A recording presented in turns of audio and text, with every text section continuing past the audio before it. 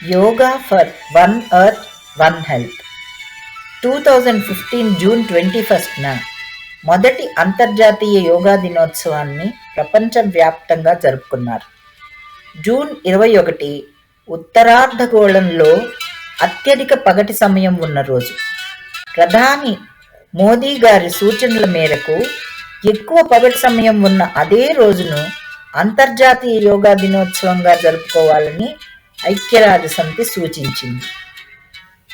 YC trust Guntur international yoga day సందర్భంగా శ్రీ సీతారామ విద్యాలయంలోని చిన్నారులందరికీ బిస్కెట్లు మరియు యాపిల్ పండ్లు పంపిణీ చేసి ప్రతిరోజు యోగాభ్యాసం ఆరోగ్యవంతమైన శరీరానికి మరియు మేధాశక్తికి అవసరం అని తెలియజేశారు.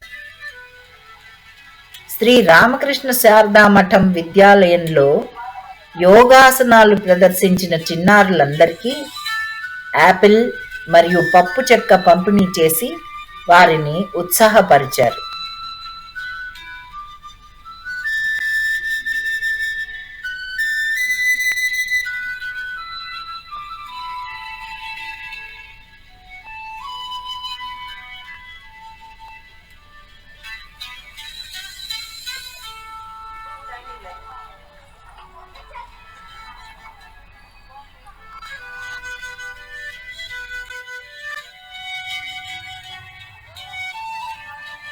కారంపూడి బాలభాను విద్యాలయం విద్యార్థులు ఆరోగ్యవంతమైన జీవనానికి యోగా యొక్క ఆవశ్యకతను వివరించి యోగా ప్రదర్శించారు. వారందరికీ పప్పు చెక్క, పండ్లు అందజేసి ఉత్సాహపరిచారు.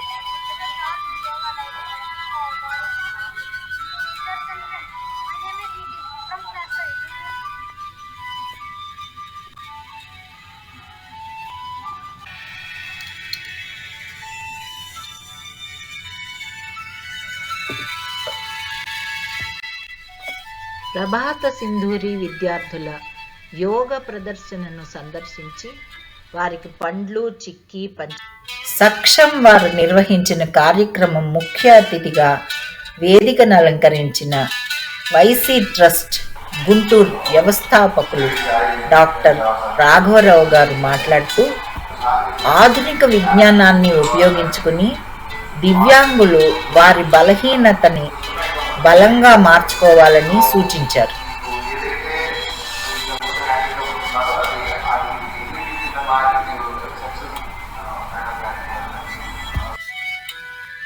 సాయంత్రం 5 గంటల నుంచి 8 గంటల వరకు స్థానిక క్రియాయోగ సాధకులతో కలిసి యోగ సాధనలో పాల్గొన్నారు.